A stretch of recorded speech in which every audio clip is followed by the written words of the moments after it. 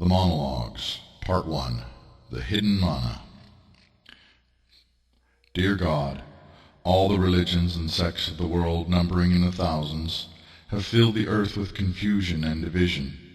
I ask you to give me a true way, a true religion, a vision of the way that leads to immortality. God speaks.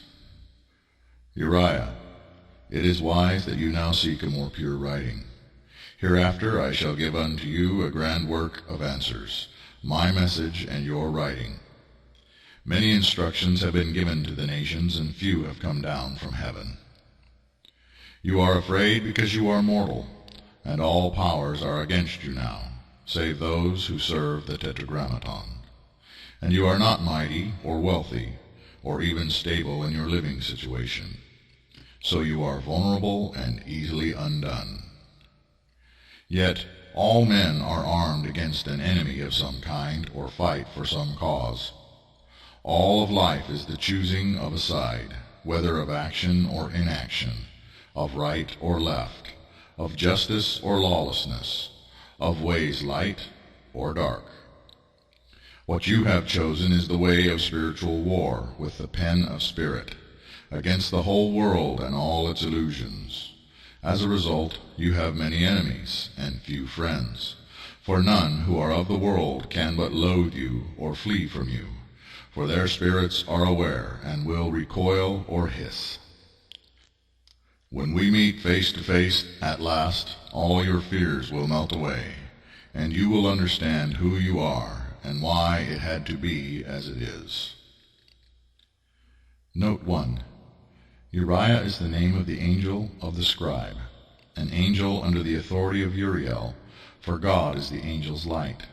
It is the name bestowed by the Spirit of God, which is used when referring to the writer, Victory of Mael, in the role of scribe.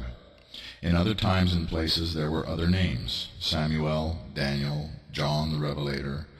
Mael is another name of Uriah the angel. This true name was only recently revealed. Monologue 1, An End of Ignorance. Oath. By the one and most high God, the source and the destination, the Holy of Holies, and the mind behind, beyond, within, and before the universe, I give my pledge and my word to speak in spirit and in truth. Of Uriah. Uriah is a child and a frightened lamb. Uriah is weak and flawed. Uriah is the hermit, a man and not an angel or a god. Uriah is the scribe, and that is all. No man shall venerate Uriah. No woman shall revere a messenger. No human being should worship any other human being. Uriah is not your leader. I am.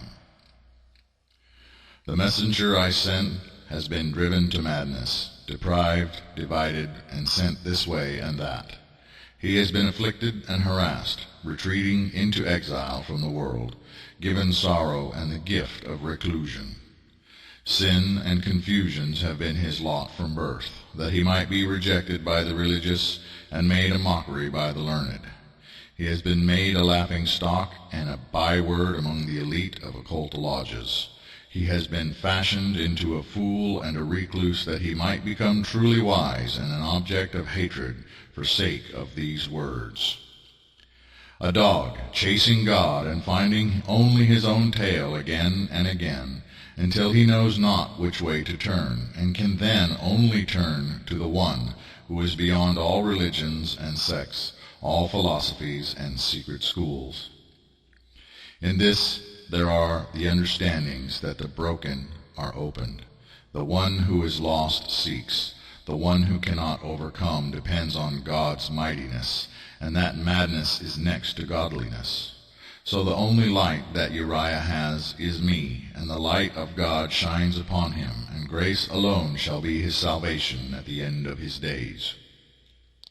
Now I will speak, and it shall pass through archangel, angel, and man, and what I say is true and trustworthy, for I am, and there is no other who shall speak on my behalf, as it is my own, and I shall not share it.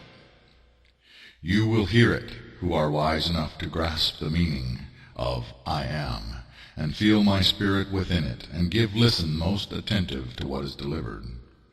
No ear shall I tickle, no religions appease, no popular view of man shall I seek to elevate.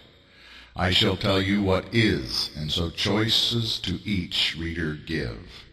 In choosing any future wrongdoing, such as upon your own head, and no ignorance before me can any reader profess. All excuses shall be at an end. 6 trumpets are sounding. The 7th will resound when this message is unsealed and delivered to the penitent ones imprisoned in the flesh. I speak to this age which is coming to its close, even as the era of sentencing begins. I speak with the words of a man, that men and women may hear and understand. I will make judgments and give clarity to this period in your history, using words that are blunt and intended to shake the reader, and using terms you may or may not understand. Go here and there and seek knowledge that you may become wise. Note 1. I am directly connects the speaker to the God of Israel, who spoke to Moses on Mount Sinai, saying, I am that I am.